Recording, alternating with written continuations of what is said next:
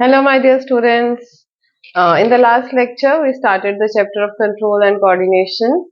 I posted two videos. There was some technical issue in the second video, so I'm making that video again. Okay. So in that video, we studied the cells of nervous system. Cells of nervous system. Cells of nervous system are divided into two parts or two types.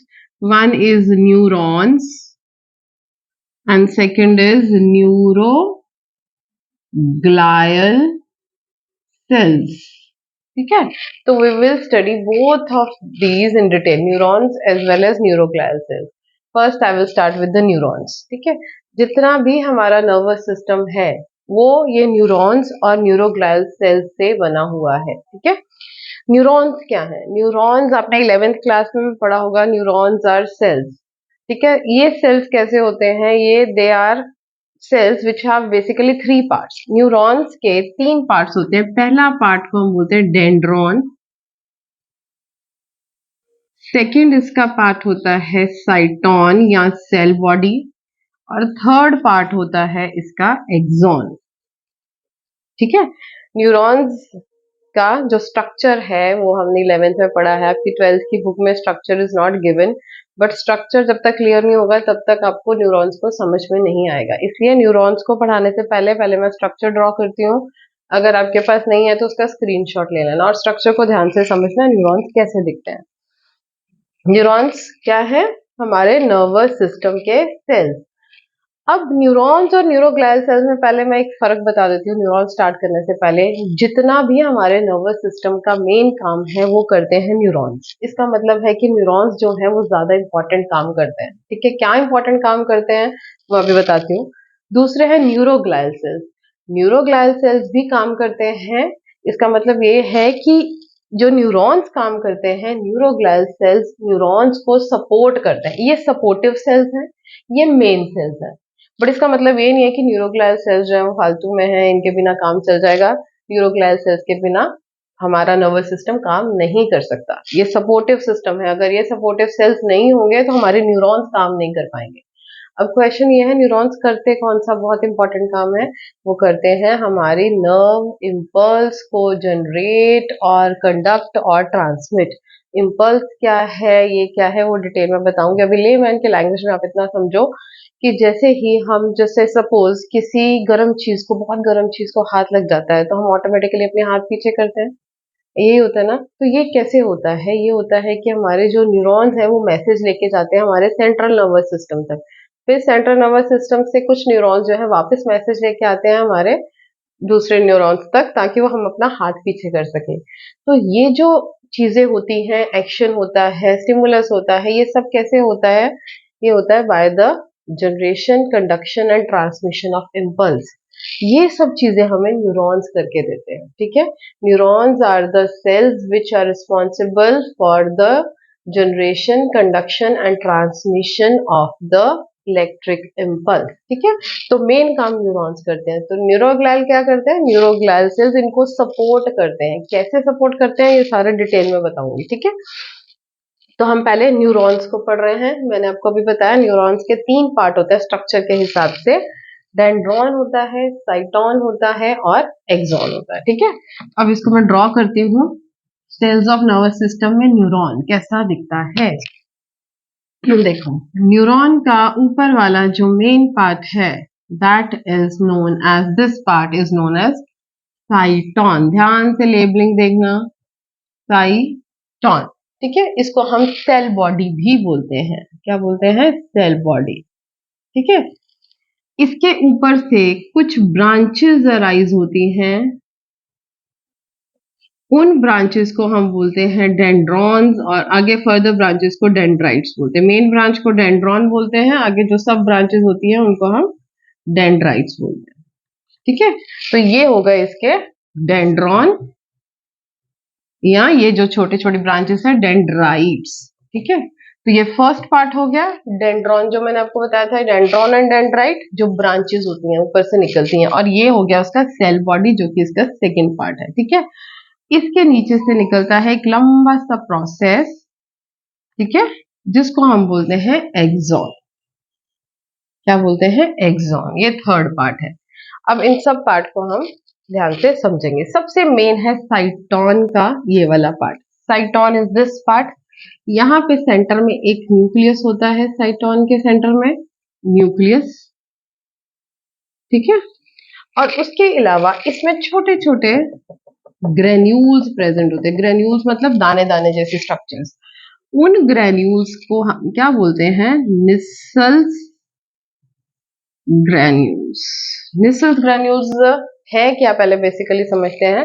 Nisal granules होते हैं ribosomes, जो कि associate होते हैं endoplasmic reticulum के साथ। मतलब endoplasmic reticulum ER, जिसके ऊपर क्या लगा है, राइबोसोम्स। तो इसको हम क्या बोलते हैं, RER means rough endoplasmic reticulum. ये हमने 11th में पढ़ा था। जिस एंडोप्लाज्मिक रेटिकुलम के ऊपर राइबोसोम्स लगे होते हैं उसको हम रफ एंडोप्लाज्मिक रेटिकुलम बोलते हैं।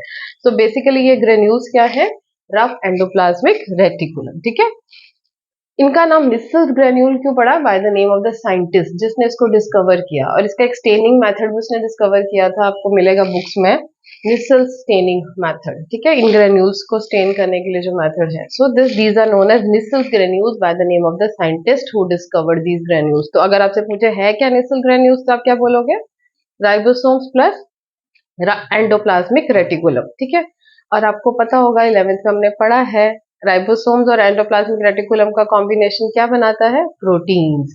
इसका मतलब है ये जो निसल्स ग्रेन्यूल है इनका कुछ काम है प्रोटीन सिंथेसिस में। So they are involved in protein synthesis, ठीक है। तो ये इसका न्यूक्लियस हो गया साइटोन का, जो सेंटर में प्रेजेंट है। उसके अलावा यहाँ पे ग्रेन्यूल्स प्रेजेंट होते हैं जिनको हम बोलते हैं Nissl's granules. Beside Nissl granules we have some small fibrils. Fibrils means fibre like structures, जिनको हम बोलते हैं माइक्रो। माइक्रो मीन्स छोटे, फिब्रिल्स, ठीक है। माइक्रोफिब्रिल्स, ये इनका काम क्या है, माइक्रोफिब्रिल्स का काम है इसको स्ट्रक्चर प्रोवाइड करना, साइटोन को स्ट्रक्चर प्रोवाइड करना। तो साइटोन के अंदर क्या है, साइटोन के अंदर न्यूक्लियस है। साइटोन के अंदर जैसे हमारा सेल होता है ना, साइटोन के अंदर वैसे ही है। इसके अंदर अपना साइटोप्लाज्म है, इसके अंदर गोल्जी बॉडी है, एंडोप्लाज्मिक रेटिकुलम है, न्यूक्लियस है, माइटोकॉन्ड्रिया है। न्यूक्लियस है तो इसका मतलब इसके अंदर जेनेटिक मटेरियल भी है। तो ये सब किसमें प्रेजेंट है, हमारे साइटोन में, सेल बॉडी में। उसके अलावा दो चीजें जो मैंने अभी आपको बताई क्या और प्रेजेंट है, एक प्रेजेंट है निसल ग्रेन्यूल्स जो कि RER है, दूसरा है माइक्रोफिब्रिल्स। RER ये क्या करते हैं, निसल ग्रेन्यूल्स प्रोटीन बनाने में मदद करते हैं, and microfibrils they give the structure to the neuron. So this is cyton. Dendrons क्या है, dendrons are the branches. Branches हैं जो कहां से निकलती है, साइटोन से, ठीक है। सो डेंड्रॉन्स या dendrites are the branches which arise from the cyton, ठीक है।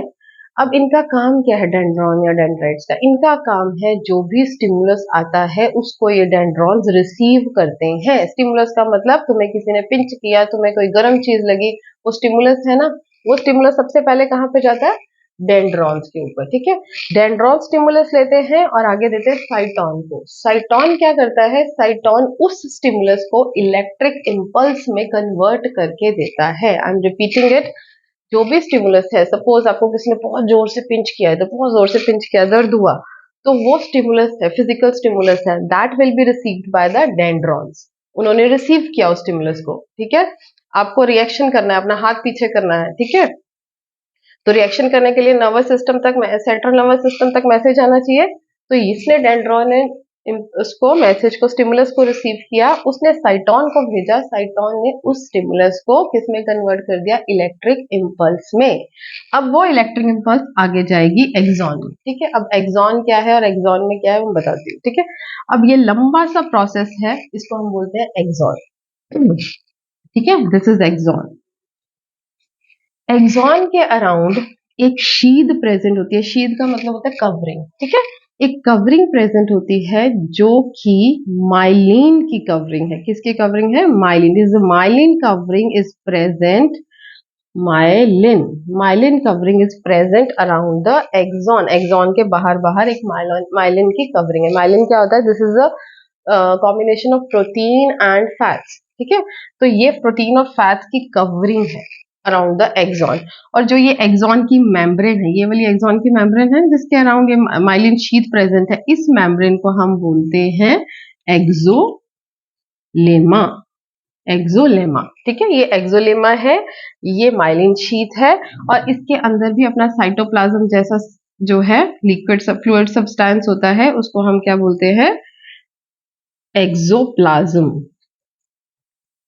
जैसे साइटोप्लाज्म बोलते हैं, इसको एक्सोप्लाज्म बोलते हैं, ठीक है। तो अभी तक हमने क्या देखा एक्सॉन में, एक्सॉन की जो ये वाली कवरिंग जो मैंने बनाई है, इसको कहते हैं एक्सोलीमा, और ये इसके एक्सोलीमा के अंदर का जितना भी पार्ट है that is known as axoplasm, and there is a covering of protein and fats which is present around the axon, and that is myelin sheath, ठीक है। अब ये माइलिन शीथ जो है, ये माइलिन शीथ बड़ी इंटरेस्टिंग चीज है।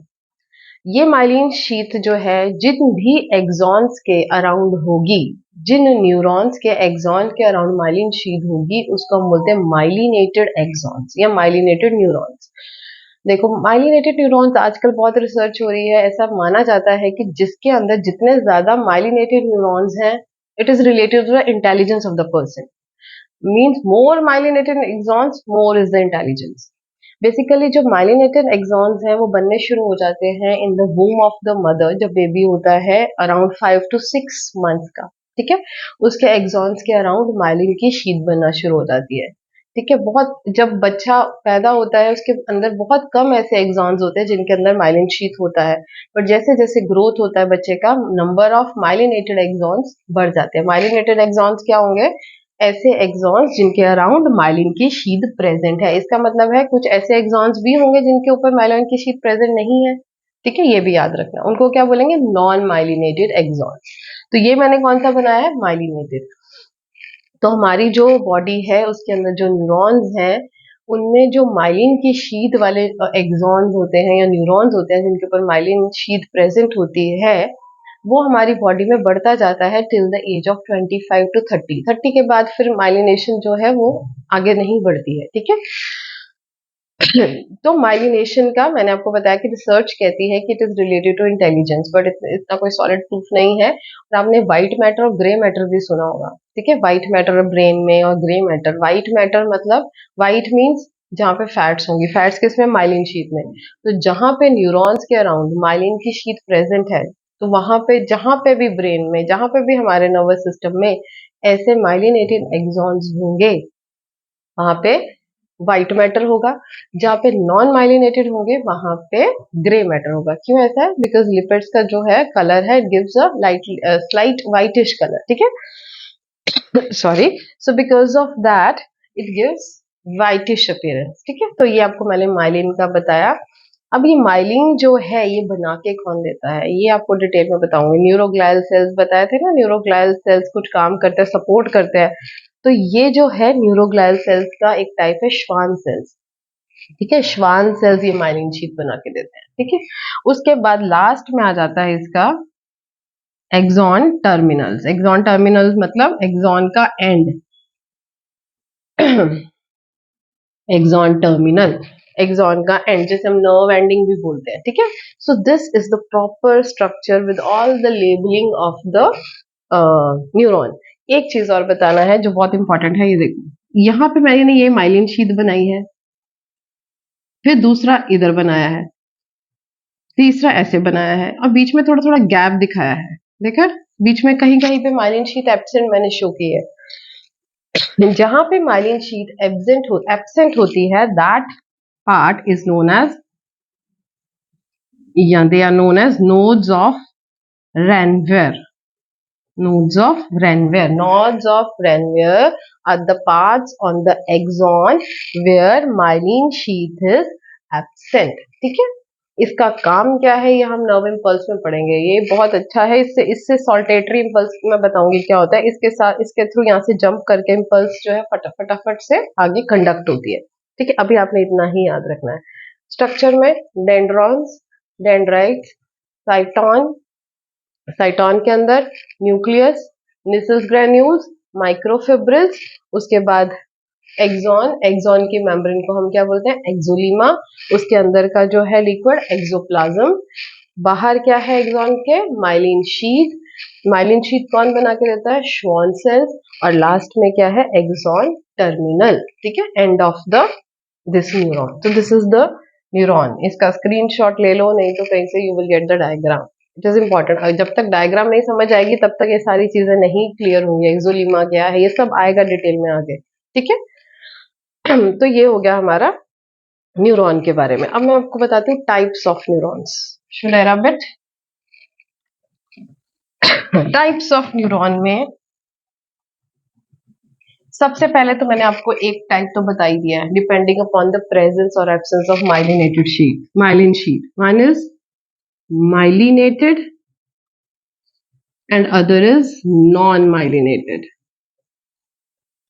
माइलिनेटेड को मेड्यूलेटेड भी बोलते हैं। क्या बोलते हैं? मेड्यूलेटेड। और इसको माइलिनेटेड को नॉन मेड्यूलेटेड भी बोलते हैं। ठीक है, तो ये दो तरह के हो गए depending upon the types of neurons. बता रही हूँ types of neurons depending upon the a category depending upon the presence और absence of the myelin sheath. अगर एक्सॉन्स पे माइलिन शीथ है तो उन न्यूरॉन्स को हम बोलते हैं माइलिनेटेड या मेड्यूलेटेड न्यूरॉन। जिन न्यूरॉन्स एक्सॉन्स पे माइलिन शीथ नहीं होती they are known as non myelinated और नॉन मेड्यूलेटेड। ठीक है, this is the first category. दूसरी कैटेगरी आती है depending upon the signal where they are carrying the impulse. ठीक है, depending upon where they are carrying the impulse. देखो अभी सिंपल सा मैंने आपको एग्जांपल दिया था, आपका हाथ टच हुआ किसी गर्म चीज पे। ठीक है, तो आपके यहाँ से मैसेज आता है आपके ब्रेन को। इसका मतलब है कुछ न्यूरॉन्स हैं जो आपके हाथ से मैसेज लेके जा रहे हैं आपके ब्रेन तक, फिर आपका ब्रेन जो है वो वापस मैसेज भेजता है ताकि आप अपना हाथ पीछे पुल आउट कर सको। ठीक है, इसका मतलब है कुछ न्यूरॉन्स मैसेज लेके जाते हैं towards the central nervous system और कुछ वहां से वापस का आंसर वाला मैसेज लेके आते हैं ताकि हमारी बॉडी जो है रिएक्ट कर सके। ठीक है, तो जो न्यूरॉन्स हमारे सेंट्रल नर्वस सिस्टम तक मैसेज लेके जाते हैं, the neurons which carry the message towards the central nervous system, they are known as efferent or sensory neurons. They are known as efferent or sensory neurons. दोबारा बता रही हूँ, neurons that carry the message from the sense organ to the central nervous system, they are known as efferent or sensory neurons. और जो central nervous system से message लेके वापस आते हैं, they are known as efferent और motor neurons. Motor neurons क्यों बोलते हैं? क्योंकि वो हमारे मसल्स को काम करवाता है, तभी तो हम अपना हाथ पीछे करते हैं ना। तो ये हो गए depending upon the message or the impulse where they are carrying. If the neuron they are carrying the message towards the central nervous system, they are known as efferent or sensory neurons, and the one who are carrying the message from the CNS to the body part, they are known as efferent or motor neurons. ये दूसरी category हो गई।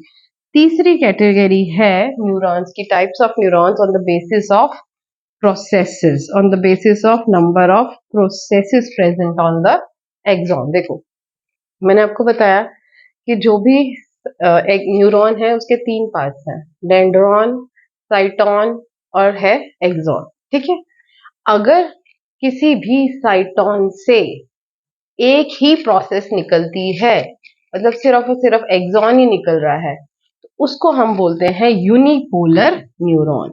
ये आपने 11th में पढ़ा है। Unipolar neuron means only single process. Single process मतलब एक ही चीज निकल रही है आपके साइटॉन से। क्या निकल रहा है? एक्सॉन निकल रहा है।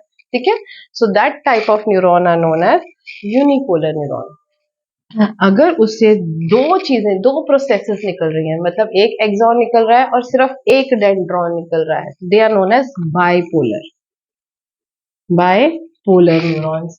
अगर उनमें से बहुत सारी प्रोसेसेस निकल रही, जैसे मैंने अभी ड्रॉ किया था, एक एक्सॉन नीचे और ऊपर कितने सारे डेंड्रॉन्स, तो उसको हम क्या बोलेंगे? Multipolar neuron. तो अभी मैंने जो न्यूरॉन बनाया था आप मुझे बताओ वो कौन सा न्यूरॉन बनाया था मल्टीपोलर? मल्टीपोलर माइलिनेटेड न्यूरॉन, ठीक है। तो मल्टीपोलर कौन सा होगा? जहां पे साइटोन से मोर देन 2 प्रोसेसेस निकले। आई एम रिपीटिंग, अगर साइटोन से एक ही प्रोसेस निकलता है that is known as unipolar, 2 processes निकलता है that is known as bipolar, 3 processes more than 2 processes निकलता है then it is known as multipolar, ठीक है। So these are the different types of neurons. तो अभी हमने न्यूरॉन्स को कंप्लीट किया है। न्यूरॉन्स का मैंने आपको स्ट्रक्चर बताया है। स्ट्रक्चर के बाद उसके components, types of neurons depending upon the presence or absence of myelin sheath, types of neurons depending upon the pathway of the movement of nerve impulse, and third is depending upon the number of processes. ये देखो, साइटोन से सिर्फ और सिर्फ अगर एक ही process निकले उसको हम बोलते हैं यूनिपोलर, 2 प्रोसेसेस निकले तो बाइपोलर, बहुत सारी प्रोसेसेस अगर निकलती हैं फ्रॉम द साइटोन, देखो यहाँ से साइटोन से कोई डेंड्रॉन नहीं दिखाया, डेंड्रॉन ऊपर जाके दिखाया एक्सॉन से, ठीक है। तो बहुत सारी निकलती हैं, then it is a multipolar neuron, ठीक है। नाउ न्यूरॉन्स के बाद we will study neuroglial cells. Neuroglial cells, glial का मतलब होता है सपोर्ट, ठीक है। तो इसका मतलब है neuroglial cells are somewhere involved in giving support to the neurons. What kind of support they give you will come to know, ठीक है।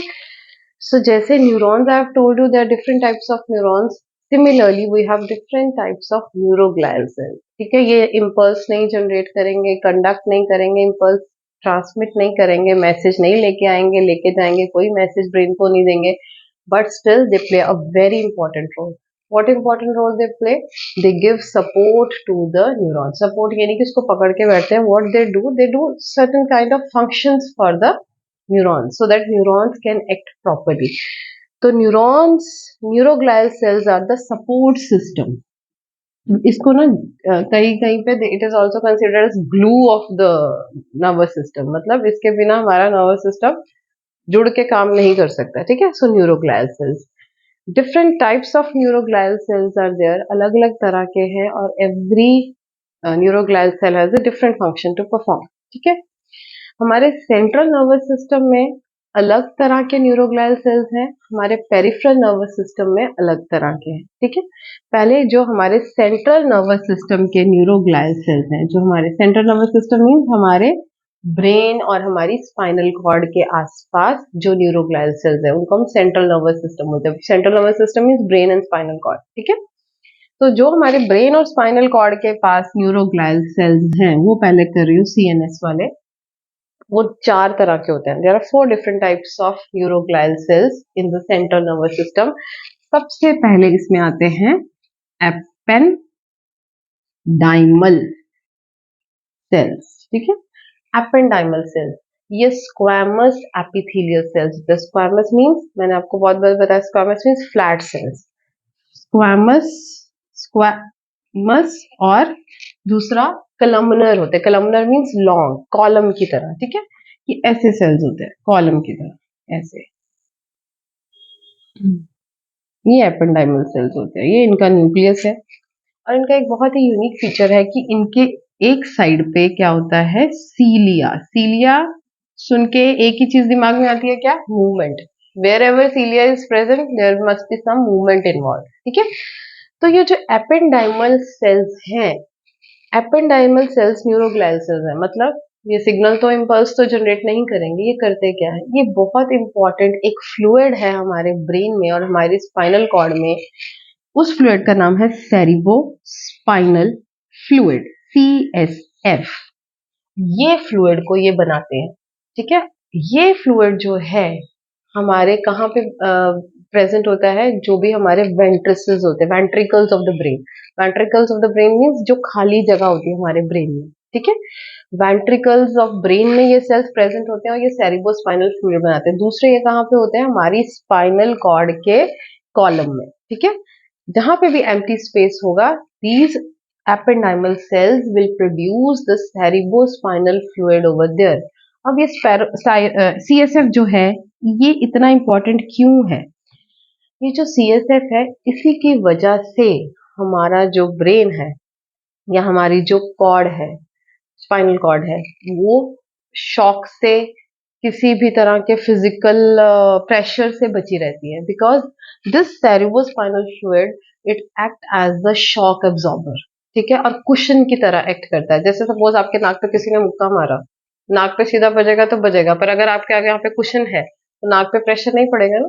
सिमिलरली अगर हमें कभी भी कुछ लगता है ब्रेन पे, सर पे या कॉर्ड पे, तो सेरेब्रोस्पाइनल फ्लूइड CSF जो है वो हमें कुशन प्रोवाइड करता है, शॉक एब्जॉर्बर की तरह एक्ट करता है।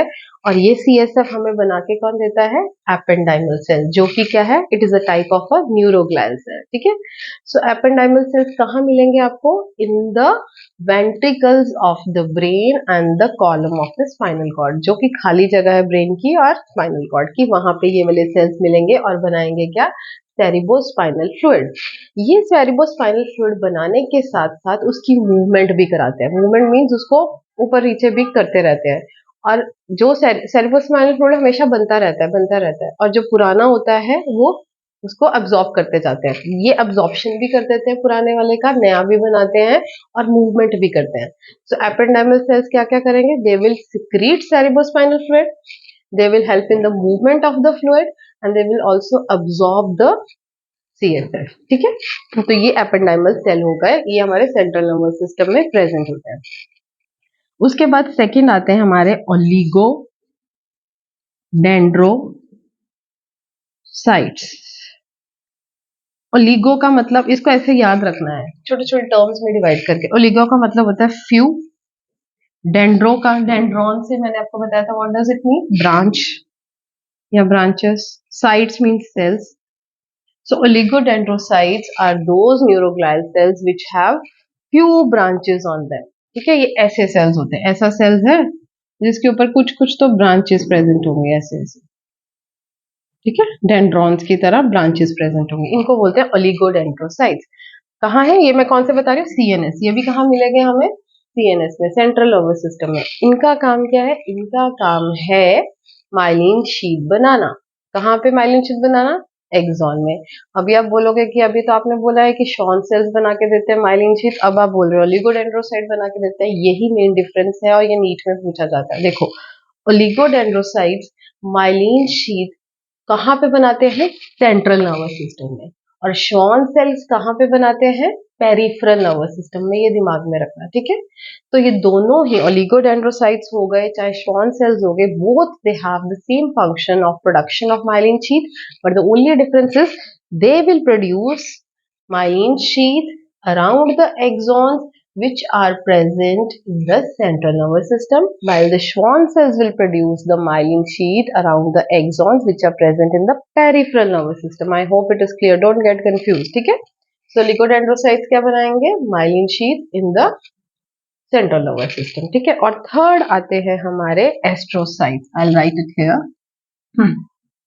एस्ट्रो मतलब स्टार, साइट मतलब सेल, तो इसका मतलब ये कुछ तो बेचारा स्टार की तरह है, ठीक है, ऐसे करके स्टार की तरह एस्ट्रोसाइट। और एस्ट्रोसाइट एक ऐसा इंपॉर्टेंट सेल है, एक ऐसा इंपॉर्टेंट न्यूरोग्लियल सेल है, अगर ये ना हो तो हम बहुत इजीली ब्रेन इन्फेक्शन हमें हो जाए। Have you ever heard of anyone who is having brain infection? It's not very easy for any infection to reach our brain. Why? Because of astrocytes.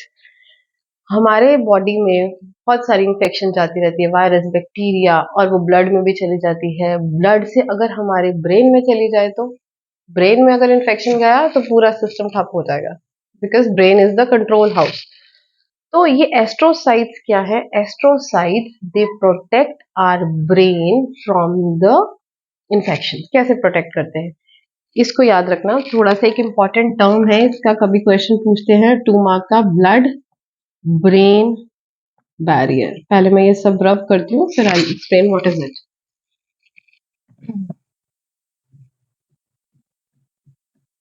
Blood brain barrier, BBB, आपकी book में भी लिखा है blood brain barrier.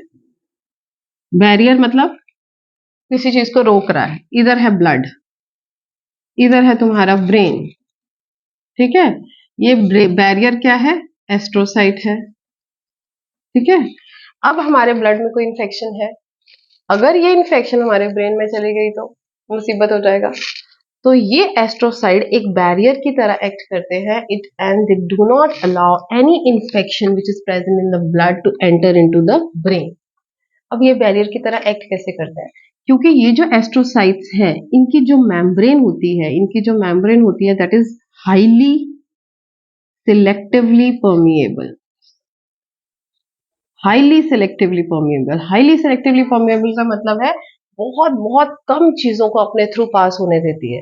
इसी वजह से ये नहीं कि हमारे ब्लड में जो कुछ भी है हमारे ब्रेन में घुस जाएगा, एस्ट्रोसाइट्स रोकते हैं, because their membrane is highly selectively permeable, वो उनको अंदर नहीं जाने देते। That is why they form a barrier between the blood and the brain, ठीक है। So that is known as blood brain barrier. तो एस्ट्रोसाइट्स का मेन काम क्या है, they help us to help our brain to stay away from the infection, ठीक है। ये हमारे एस्ट्रोसाइट्स का काम है। और दूसरा, एस्ट्रोसाइट्स क्लीन अप भी करते हैं। क्लीन अप क्या करते हैं, जो पुराने पुराने न्यूरॉन्स मर जाते हैं उनका जो भी लेफ्ट ओवर है, astrocytes help to clean them also. तो ये एस्ट्रोसाइट्स का काम हो गया। लास्ट हमारे आते हैं माइक्रोग्लायल सेल्स, फोर्थ। ये सीएनएस क्या कर रहे हैं, माइक्रोग्लायल सेल, माइक्रो मीन्स छोटे, glial cells, glial means supporting cells. Microglial cells आपने याद रखना है, दे आर मोनोसाइट्स। मोनोसाइट्स तो आप हो गए, तो हमने ब्लड में पढ़े थे, ये तो व्हाइट ब्लड सेल्स का है कंपोनेंट, है ना।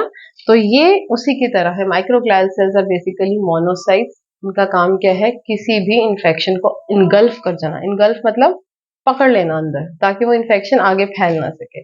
तो मोनोसाइट की तरह एक्ट करते हैं microglial cells. They also give us immunity, ठीक है। तो ये हमने पढ़े सीएनएस के न्यूरोग्लायल सेल्स। सीएनएस के न्यूरोग्लायल सेल्स पहले बताए मैंने आपको, एपेंडाइमल सेल्स जो सीएसएफ प्रोड्यूस करते हैं।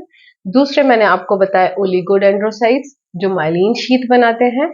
तीसरे मैंने आपको बताए एस्ट्रोसाइट्स जो ब्लड ब्रेन बैरियर बनाते हैं, हमारे ब्रेन को प्रोटेक्ट करते हैं। और चौथे मैंने आपको बताए माइक्रोग्लायल सेल्स जो कि हमारी इंफेक्शंस को इनगल्फ कर लेते हैं, पकड़ लेते हैं, ताकि इंफेक्शन जो है वो स्प्रेड ना हो सके। ये सारे कहाँ पे आपको मिलेंगे, सेंट्रल नर्वस सिस्टम में, ठीक है। अब पेरिफेरल नर्वस सिस्टम में भी न्यूरोग्लायल सेल्स चाहिए। उसमें दो तरह के न्यूरोग्लायल सेल्स होते हैं पेरिफेरल नर्वस सिस्टम में। पीएनएस, पेरिफेरल नर्वस सिस्टम में दो तरह के होते हैं। एक तो आपने नाम सुन लिया है, श्वान सेल। श्वान साइंटिस्ट था जिसने डिस्कवर किया था, श्वान सेल उनके नाम पे है। और दूसरे आते हैं सैटेलाइट सेल्स।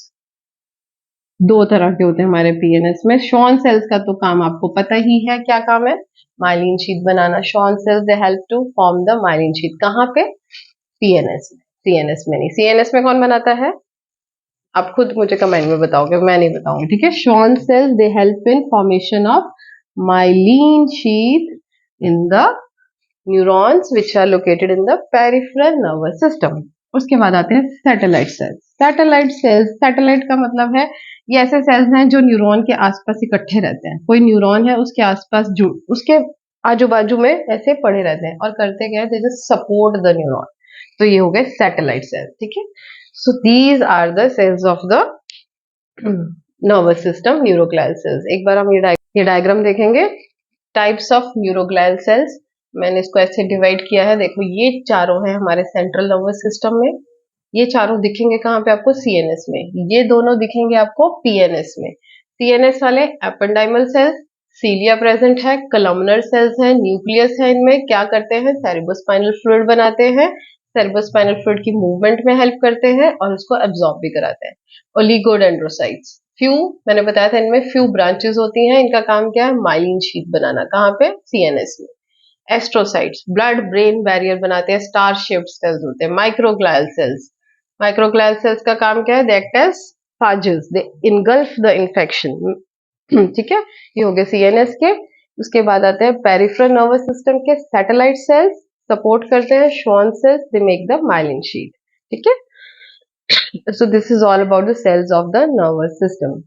नेक्स्ट में हम साइनैप्स करेंगे और नेक्स्ट टॉपिक्स करेंगे.